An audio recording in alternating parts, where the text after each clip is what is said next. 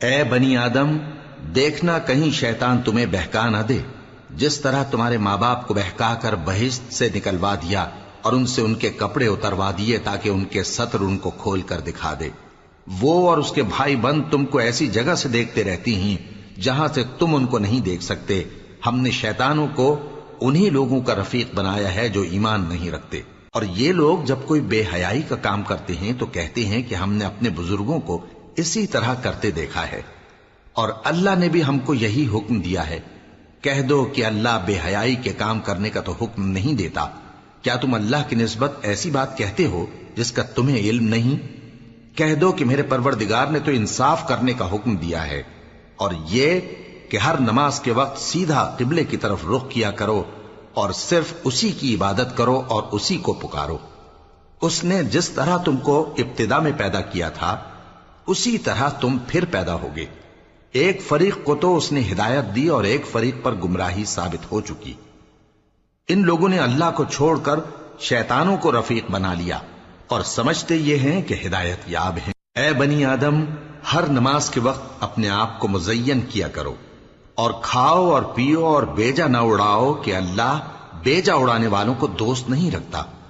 پوچھو تو کہ جو زینت و آرائش اور کھانے پینے کی پاکیزہ چیزیں اللہ نے اپنے بندوں کے لیے پیدا کی ہیں ان کو حرام کس نے کیا ہے؟ کہہ دو کہ یہ چیزیں دنیا کی زندگی میں بھی ایمان والوں کے لیے ہیں اور قیامت کے دن صرف انہی کا حصہ ہوں گی۔ اسی طرح اللہ اپنی آیتیں سمجھنے والوں کے لیے کھول کھول کر بیان فرماتا ہے۔ کہہ دو کہ میرے پروردگار نے تو بے حیائی کی باتوں کو ظاہر ہوں یا پوشیدہ اور گناہ کو اور ناحق زیادتی کرنے کو حرام کیا ہے، اور اس کو بھی کہ تم کسی کو اللہ کا شریک بناؤ جس کی اس نے کوئی سند نازل نہیں کی، اور اس کو بھی کہ اللہ کے بارے میں ایسی باتیں کہو جن کا تمہیں کچھ علم نہیں۔ اور ہر ایک امت کے لیے موت کا ایک وقت مقرر ہے، جب وہ آ جاتا ہے تو نہ تو ایک گھڑی دیر کر سکتے ہیں اور نہ جلدی ہی کر سکتے ہیں۔ اے بنی آدم، ہم تم کو یہ نصیحت ہمیشہ کرتے رہے ہیں کہ جب ہمارے پیغمبر تمہارے پاس آیا کریں اور ہماری آیتیں تم کو سنایا کریں تو ان پر ایمان لایا کرو، کہ اب جو شخص ان پر ایمان لا کر اللہ سے ڈرتا رہے گا اور اپنی حالت درست رکھے گا تو ایسے لوگوں کو نہ کچھ خوف ہوگا اور نہ وہ غمناک ہوں گے۔ اور جنہوں نے ہماری آیتوں کو جھٹلایا اور ان سے سرتابی کی وہی دوزخی ہیں کہ ہمیشہ اس میں جلتے رہیں گے۔ پس اس سے زیادہ ظالم کون جو اللہ پر جھوٹ باندھے یا اس کی آیتوں کو جھٹلائے؟ ان کو ان کے نصیب کا لکھا ملتا ہی رہے گا، یہاں تک کہ جب ان کے پاس ہمارے بھیجے ہوئے فرشتے جان نکالنے آئیں گے تو کہیں گے کہ جن کو تم اللہ کے سوا پکارا کرتے تھے وہ اب کہاں ہیں؟ وہ کہیں گے کہ وہ ہم سے گم ہو گئے، اور اقرار کریں گے کہ بے شک وہ کافر تھے۔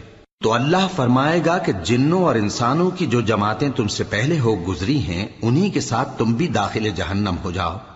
جب ایک جماعت وہاں جا داخل ہوگی تو اپنے جیسی دوسری جماعت پر لعنت کرے گی، یہاں تک کہ جب سب اس میں داخل ہو جائیں گے تو پچھلی جماعت پہلی کی نسبت کہے گی کہ اے پروردگار، انہی لوگوں نے ہم کو گمراہ کیا تھا، تو ان کو آتش جہنم کا دگنا عذاب دے۔